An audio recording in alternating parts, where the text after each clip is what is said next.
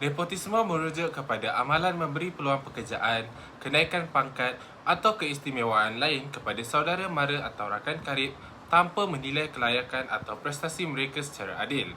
Amalan ini sering dikaitkan dengan rasuah dan ketidakadilan dan lazimnya dilarang dalam organisasi yang mengamalkan tadbir urus yang telus dan profesional. Faktor utama berlakunya nepotisme adalah hubungan kekeluargaan yang rapat akan mempengaruhi keputusan seseorang, di mana seseorang yang mempunyai kuasa akan lebih cenderung untuk membuat keputusan dan memberikan peluang kepada ahli keluarga beliau ataupun saudara mara berbanding individu yang layak. Seterusnya, faktor yang kedua adalah mengutamakan perasaan berbanding kelayakan, di mana apabila seseorang pihak itu membuat keputusan adalah berdasarkan hubungan rapat ataupun perasaan simpati terhadap seseorang individu, walaupun tanpa menilai kelayakan yang sepatutnya diberikan kepada seseorang yang akan menerima sesuatu jawatan. Seterusnya, penyalahgunaan kuasa oleh pihak yang mempunyai autoriti. Di sini, pihak yang mempunyai kedudukan ataupun pengaruh yang kuat akan menggunakan kuasa mereka untuk memberikan kelebihan kepada orang tertentu. Contohnya, seseorang itu memberikan sedikit cenderahati ataupun sedikit wang kepada beliau untuk mempengaruhi keputusan beliau dalam memberikan autoriti. Di sini berlakunya jenayah yang akan menyebabkan ketidakadilan dan menjejaskan kepercayaan orang ramai kepada pihak yang memberikan autoriti. Seterusnya, tiada penilaian yang adil dan telus, di mana faktor ini tidak mempunyai sistem penilaian yang adil dan telus, iaitu seperti dalam proses pemilihan jawatan ataupun memberikan jawatan, di mana orang yang membuat penilaian tidak menilainya secara adil dan telus, malahan hanya lebih kepada memilih seseorang itu dan membuat keputusan berdasarkan pengaruh hubungan peribadi dengan individu yang tidak berkelayakan. Hal ini akan membuka ruang untuk berlakunya jenayah ataupun amalan nepotisme. Akhir sekali, kurangnya integriti dalam proses pemilihan. Faktor ini berlaku apabila seseorang itu tidak berpegang teguh dengan nilai kejujuran dan juga amanah dalam membuat sesuatu keputusan yang akan menguntungkan sebelah pihak sahaja dan akan menyebabkan pihak yang sepatutnya layak tidak mendapat keuntungan. Assalamualaikum warahmatullahi taala wabarakatuh. Nama saya Muhammad Zafarul Haikal bin Zulkifli, bernombor matrik S80078. Hari ini saya akan menerangkan serba sedikit tentang keburukan nepotisme. Yang pertama adalah meningkatkan risiko penyalahgunaan kuasa. Individu yang mendapat jawatan melalui nepotisme mungkin berasa kebal daripada sebarang tindakan disiplin kerana mempunyai hubungan rapat dengan pihak atasan. Keadaan ini boleh membuka ruang kepada rasuah dan salah guna kuasa yang lain. Yang kedua, menjejaskan keadilan dan meritokrasi. Peluang pekerjaan, kenaikan pangkat atau pemberian kontrak tidak diberikan kepada individu yang benar-benar layak. Akibatnya, mereka yang mempunyai kelayakan dan prestasi terbaik diketepikan. Yang ketiga, menurunkan produktiviti sesebuah organisasi. Individu yang dipilih melalui nepotisme mungkin tidak mempunyai kemahiran atau pengalaman yang mencukupi. Ini boleh menyebabkan prestasi organisasi merosot dan matlamat organisasi sukar dicapai. Yang keempat, menjejaskan kepercayaan masyarakat. Masyarakat akan hilang keyakinan terhadap institusi kerajaan atau organisasi yang mengamalkan nepotisme kerana menganggap proses pemilihan tidak telus dan tidak adil. Menurunkan motivasi pekerja. Pekerja yang berusaha keras akan berasa tidak dihargai apabila melihat individu lain mendapat kelebihan hanya kerana hubungan keluarga atau kenalan. Ini boleh mengurangkan semangat dan komitmen mereka terhadap organisasi. Sekian, terima kasih. Di sebuah sekolah menengah, pemilihan ketua pengawas baru bakal dilakukan. Semua pelajar berharap jawatan itu diberikan kepada individu yang benar-benar layak. Namun, sesuatu yang tidak adil mula berlaku. Assalamualaikum dan selamat pagi kepada semua para pelajar dan juga pengawas. Berita baik kepada kamu semua. Pada minggu hadapan, pihak sekolah akan mengadakan satu pemilihan baru ketua pengawas. Aiman, rasa kau dapat weh. Memang layak pun kau aktif, bagus, disiplin, cantik. Kan? Kemas. Siapa dah nak barang sangat? Kalau bukan kau, siapa lagi? Cuba je. Ya weh. Go. Aku rasa kau weh. Pada sesi tahun ini, jadi semua pelajar diminta untuk menunjukkan contoh-contoh yang terbaik dan teladan yang terbaik kepada warga-warga sekolah ya.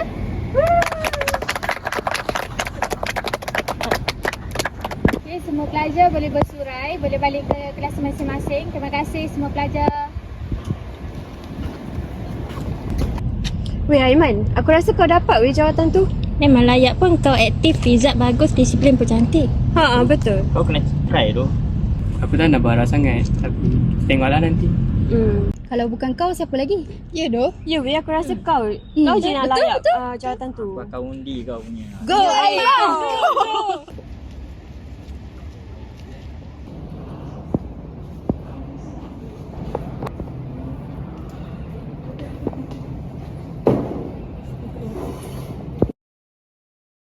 Okay, Assalamualaikum guys. Hari ini saya nak kenalkan seseorang. Ni Daniel, anak saudara saya. Sekarang dia akan bantu korang dalam unit pengawas sekolah.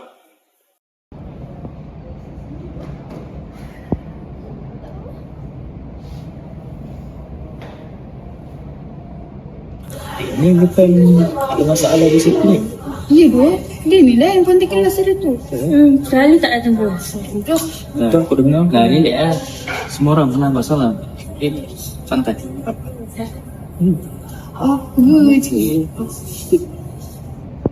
Cikgu percaya Daniel ni boleh berubah. Lagipun dia ni ada bakat kepimpinan sebenarnya.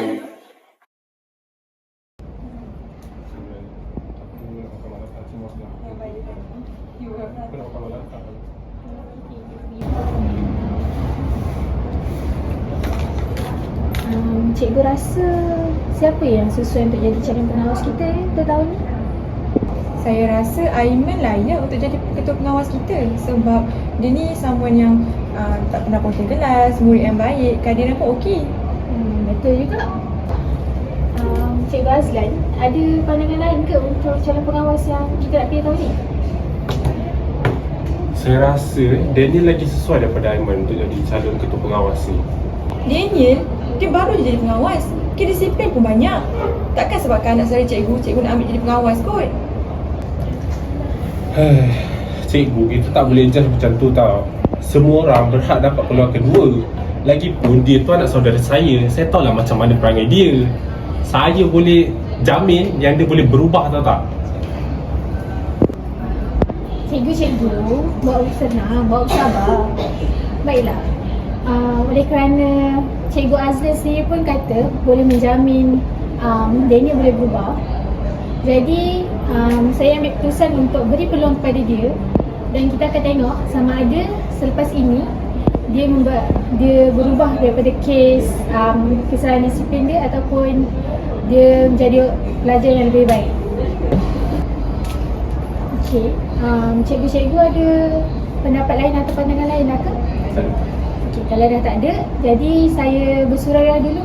Nanti kita jumpa lagi untuk benda yang akan datang lah. Terima kasih. Walaupun mempunyai rekod disiplin yang buruk, Daniel tetap diberikan peluang istimewa kerana hubungan keluarganya dengan guru disiplin. Betul tak? Weh, aku betul-betul tak faham kenapa Daniel yang terpilih? Bukankah sepatutnya kau ke? Semua orang tahu dia tu anak saudara Cikgu Azlan. Kalau macam tu baik tak payah usaha. Ya weh. Aku rasa sangat kecewa. Tapi aku tak nak cari masalah. Tak apalah weh. Cikgu Sakut, jangan jelas sangat, okay? Weh, asal kau ni?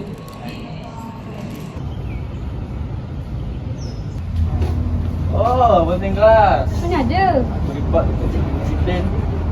Tapi awak pun tak in baju. Saya tu kawan. Saya. Kalau kau tak nak aku report, Mesti ada meja. Daniel! Kau tak boleh buat macam tu. Apabila seseorang memperoleh kuasa melalui hubungan keluarga dan bukannya kelayakan, mereka mudah menyalahgunakan jawatan.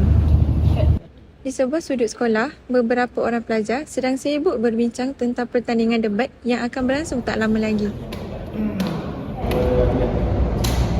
Orang nak menang pertandingan debat tu, orang boleh membayar aku seorang RM20. Kenapa tu bayar pula? Bukan free ke?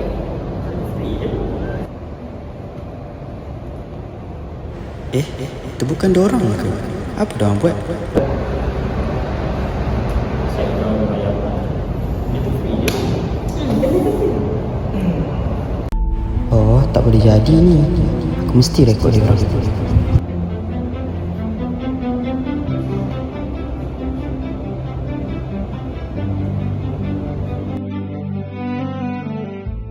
Siapa yang paling pengetua ni? Sabar sekali. Aku cakap elok ni. Baik sangat. Aku cakap elok ni. RM10. Tak nak bayar. Betul? Betul? Berapa Okey. Tak nak bayar. Okey. Aku boleh tahu dia keluar ni.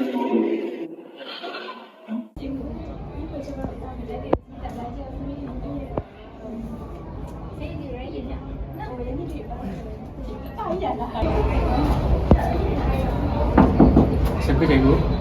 Saya ada benda nak beritahu. Waalaikumsalam. Aiman. Masuklah. Mai.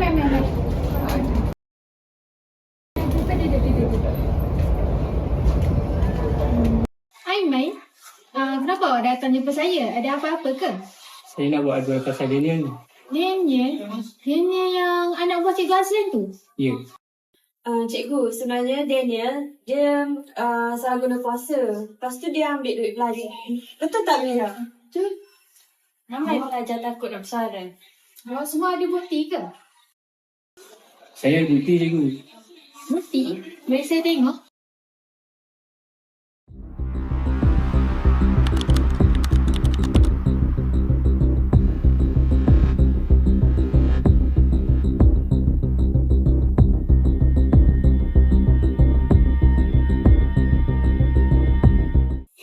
Macam ni rupanya perangai si Daniel ni. Tak apalah. Saya akan cuba siasat perkara ni. Nanti saya akan beritahu ke awak semua keputusan saya, okey? Terima kasih kepada Aiman sebab awak laporkan perkara ini kepada saya. Sama cikgu. Awak ni walaupun awak anak Cikgu Azlan tu, tetap juga perangai sama macam Azlan ni.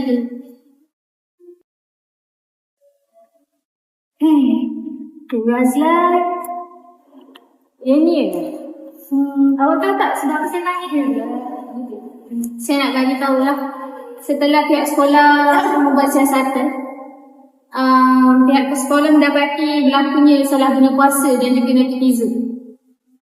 Kepada awak, Daniel, saya melucutkan jawatan awak sebagai pengawas kat sekolah ini dan saya gantung awak selama seminggu. Dan ini surat ke awak. Dan awak juga Cikgu Azlan. Saya tahu dia anak buah awak, tapi awak terlampau membuat keputusan berdasarkan hubungan kekeluargaan. Jadi saya juga berikan surat kepada awak. Dan awak sila nilai baliklah. Sebab apa ya? Saya mengaku kesilapan saya. Saya terlalu pentingkan hubungan kekeluargaan. So saya nak minta maaf lah. Baik, Cikgu Azlan, baik Daniel. Saya dah tak ada apa-apa untuk cakap dengan awak. Berdua, awak boleh keluar lah.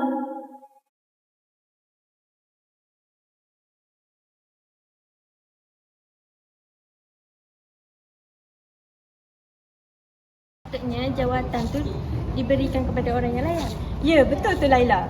Sebab kalau kita diam, perkara yang salah akan terus berlaku dan kebenaran memang tak akan terungkap. Betul tak Aiman? Betul? Kadang-kadang mempertahankan kebenaran ni memang susah. Tapi itulah perkara yang betul. Ya, betul. Jom masuk kelas. Jom. Jom. Leceh dah berbunyi dah.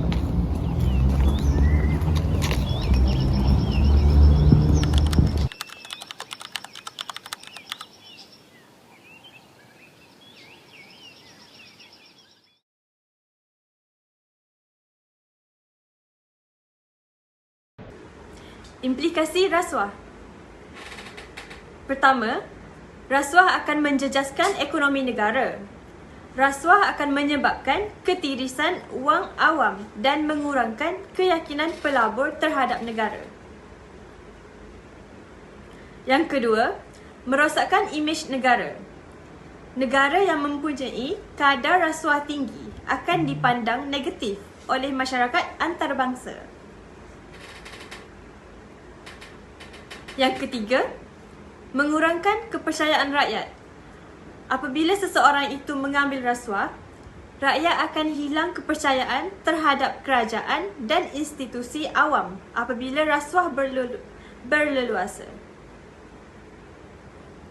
Keempat, mewujudkan ketidakadilan sosial. Peluang pekerjaan, pendidikan dan perniagaan mungkin diberikan berdasarkan rasuah dan bukan kelayakan. Yang kelima, menurunkan kualiti perkhidmatan awam. Hal ini akan menyebabkan projek dan kontrak boleh diberikan kepada pihak yang tidak kompeten dan ia juga akan menyebabkan mutu kerja yang rendah. Akhir sekali, mengambil rasuah juga akan menghakis nilai moral dan integriti. Rasuah menggalakkan sikap tidak jujur serta melemahkan amalan etika dalam masyarakat. Cara-cara untuk mengatasi nepotisme. Yang pertama, mempunyai dasar dan prosedur yang jelas. Dasar yang melarang nepotisme harus disampaikan dengan jelas. Yang kedua, mewujudkan budaya ketulusan dan accountability. Setiap individu harus berasa selesa untuk melakukan sebarang kebimbangan yang ada tentang nepotisme. Yang ketiga, gunakan proses pengambilan dan kenaikan pangkat yang adil dan jujur. Proses yang harus berdasarkan merit, prestasi, bukan hubungan peribadi. Dan terakhir, latihan dan pembangunan kepimpinan yang berterusan. Latihan kemahiran yang menyediakan individu berperanan kepimpinan masa depan berdasarkan potensi dan prestasi mereka. Nepotisme merupakan amalan yang boleh menjejaskan keadilan, integriti dan prestasi sesemua organisasi. Walaupun ia mungkin memberi manfaat kepada pihak tertentu, kesan negatifnya seperti ketidakpuasan individu dan pengurangan produktiviti adalah lebih besar. Oleh itu, organisasi perlu mengamalkan sistem yang telus, adil dan berasaskan merit bagi memastikan peluang diberikan kepada individu yang benar-benar berkelayakan. Hai, saya Faisalina. Saya sebagai narator untuk hari ini. Saya Isra Afif, memegang watak sebagai Aiman. Saya Harid, memegang watak sebagai Daniel. Hai, saya Sabrina. Saya memegang watak Sarah. Assalamualaikum, saya Suana sebagai pengetua. Hai, saya Aimis sebagai pengawas. Hai, saya Ruya, saya sebagai pelajar. Hai, saya Muhammad Syafiq, saya sebagai Cikgu Azlan. Hai, saya Zafar Raika, pemegang watak sebagai pengawas sekolah. Hai, saya Raisha memegang watak sebagai Laila. Rasuah merosakkan bangsa dan negara. Katakan tidak kepada rasuah.